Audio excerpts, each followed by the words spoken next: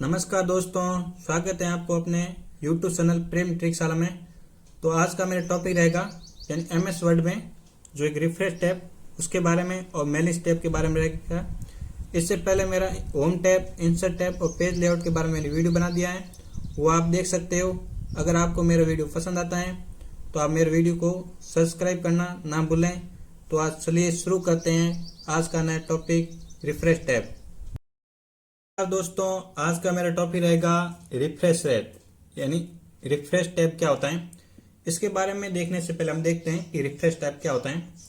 तो अब आपने देखा होगा कि MS वर्ड का विंडो यानी कि ये रहा MS वर्ड का विंडो। इस MS वर्ड के विंडो में हम देखते हैं तो रिफ्रेश टैब कहाँ पर है। तो सबसे पहले ऊपर देखते हैं तो यहाँ पर लिखा हुआ टाइटल बार यानी सबसे ऊपर पट्टी होती है जिसको टाइटल बार कहते हैं MS वर्ड में, जिसमें लिखा हुआ डॉक्यूमेंट और डॉक्यूमेंट नाम लिखा होता है। और जो यहाँ लेफ्ट राइट में जो टैब होता है जिसे कहते हैं फाइल टैब। उसी प्रकार हम यहाँ देखें तो यहाँ पर लिखा हुआ home, insert, page layout, reference और मेलिंज और रिव्यू और व्यू, जो ये लिखे हुए हैं, जो ये एक इंसर्ट टैब कहलाता है। इंसर्ट टैब का एक भाग है जिसे हम कह सकते हैं रिफ्रेश यानी रिफ्रेश। इस रिफ्रेश टैब के बारे में आज पढ़ेंगे। इससे पहले मेरे एक होम टैब, इंसर्ट टैब और पेज लेआउट इसके बारे में मैंने वीडियो बना दिए हैं, आप इस वीडियो को देख सकते हो। तो आज शुरू करते हैं यानी रिफ्रेश टैब यानी रिफ्रेश टैब इन MS वर्ड।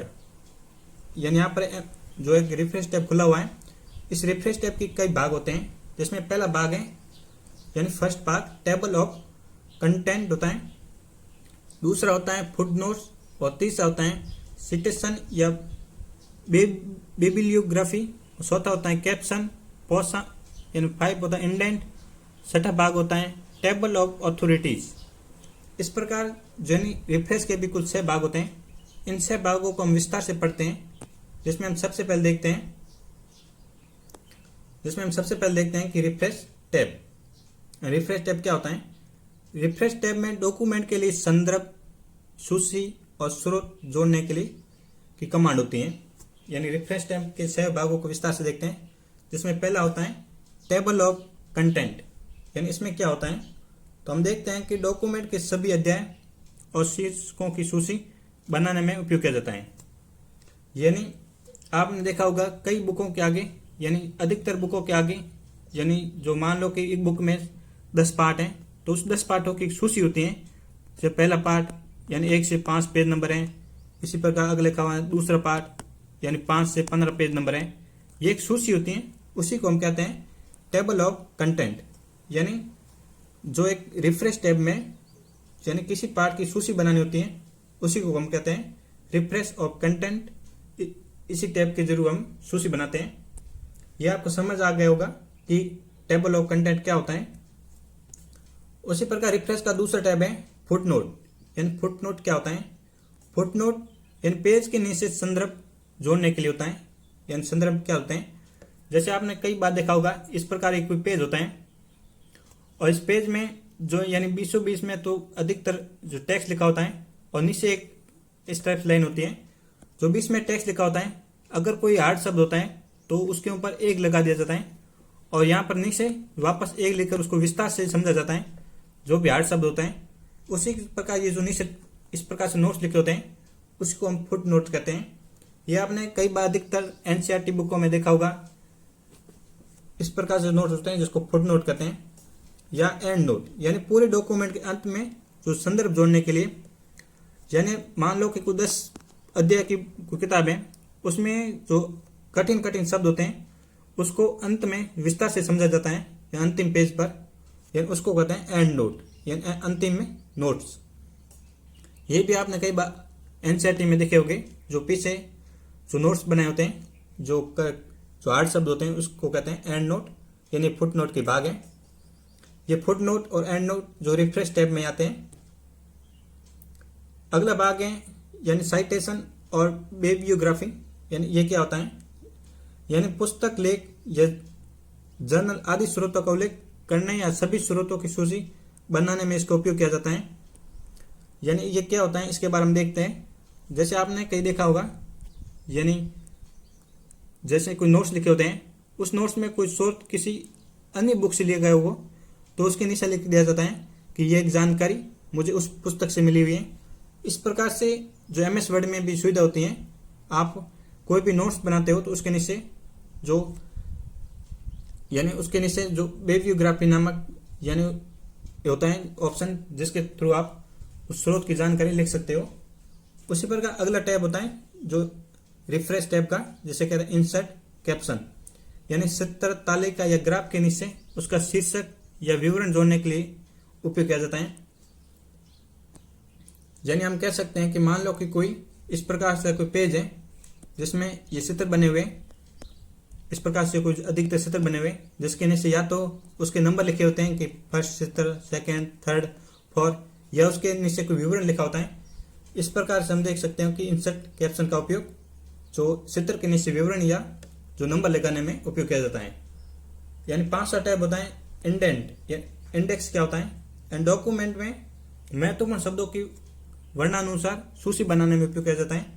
जो इंडेक्स बनाई जाती है, मान लो कि कोई शब्दों की, उसको कहते हैं इंडेक्स का उपयोग भी हम रिफ्रेश टैब के जरिए करते हैं।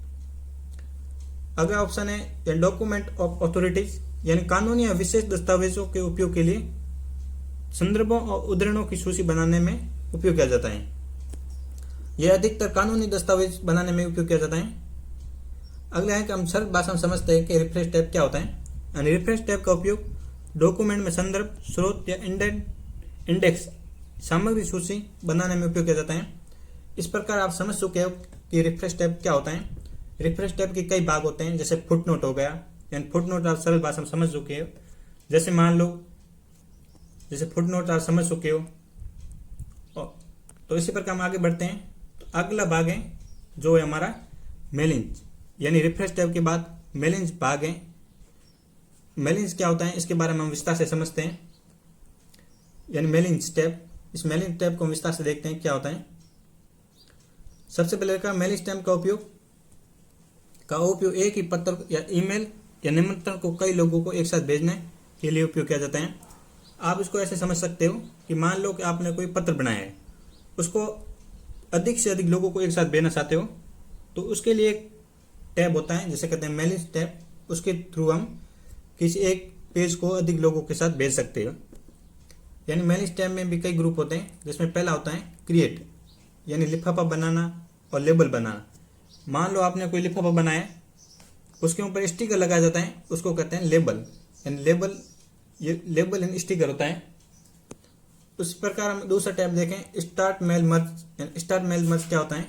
एक ही पत्र को कई लोगों को एक साथ भेजने में उपयोग किया जाता है। मान लो कि आपने कोई पत्र बनाया, यानी कोई शादी का कार्ड बनाया या फिर पत्र बनाया, उसको आपको आपकी सूची में 100 लोग हैं, उसको एक साथ भेजना होता हो, तो एक सुविधा होती है जिसे कहते हैं मेल मर्ज कहते हैं। उसी प्रकार अगला ऑप्शन है सेलेक्ट रिसिपिएंट्स। क्या होता है? जिन लोगों को पत्र या ईमेल भेजनी होती है उसकी सूची चुनने के लिए होती है। मान लो कि आपकी कोई ग्रुप में 100 लोग हैं, उसमें से 80 लोगों को भेजनी होती है, तो हम 80 लोगों को सिलेक्ट करके उसको अलग से भेज सकते हैं। अगला ऑप्शन है एडिट रिसिपिएंट लिस्ट, यानी ये क्या होते हैं? प्राप्तकर्ताओं की सूची में बदलाव या संपादन करने के लिए। यानी आपके पास कुछ 100 लोग हैं, उसमें से आपको मेन लोगों को भेजना हो, यानी उसमें बदलाव भी कर सकते हो कि हमें कितने लोगों को भेजना है, यानी किन लोगों को भेजना है, ये भी सुविधा होती है। 5वां टैब है यानी राइट एंड इंसर्ट फील्ड। क्या होता है? यानी पत्र में नाम, पता आदि जानकारी जोड़ने के लिए आपने पत्र बनाया, जिस दोस्तों को भेजना होता है उसका नाम लिख सकते हो, पता लिख सकते हो, उसका आदि जानकारी लिख सकते हो, और शुरू में आप डियर या माय डियर भी लगा सकते हो। इसी प्रकार स्टार्ट होता है जिसे कहते हैं प्रीव्यू रिजल्ट। यानी प्रीव्यू रिजल्ट क्या होता है? मेल मर्ज के बाद पत्र कैसे दिखा देता है यह देखने के लिए। मान लो आपने कोई पत्र बनाया, यानी ये पत्र कैसे दिखता है, यानी आप जब हम दूसरों को भेजेंगे और दूसरों को कैसे दिखेगा, ये हम पहले भी जान सकते हैं कि ये पत्र कैसे दिखा देता है। तो उसके हम जो पत्र की जानकारी लेते हैं कि ये पत्र कैसा दिखता है, उसी को कहते हैं प्रीव्यू रिजल्ट, जो भेजने से पहले देखते हैं। अंत में होता है यानी हम मेलिंग का अंतिम टैब है जिसे कहते हैं फिनिश, यानी मेल मर्ज प्रक्रिया पूरी करके पत्रों को प्रिंट या भेजने के लिए करते हैं। मान लो कि आपने पत्र को कई दोस्तों के साथ भेज दिया, अगर उसका प्रिंट निकालना चाहते हो तो आप उसकी प्रिंट भी निकाल सकते हो। और हम कह सकते हैं कि एक पंक्ति में देखें तो मेलिंग स्टेप क्या होता है, यानी मेलिंग स्टेप का उपयोग यानी एक ही पत्र को कई लोगों को एक साथ भेजा जाता है, उसको मेलिंग स्टेप कहते हैं। ये मेरा आज का टॉपिक था जिसमें रिफ्रेश टैब और मेलिंग स्टेप थे। अगर आपको ये वीडियो पसंद आया तो आप मेरे वीडियो को लाइक करना, शेयर करना, सब्सक्राइब करना। तो मिलते हैं अगले वीडियो में।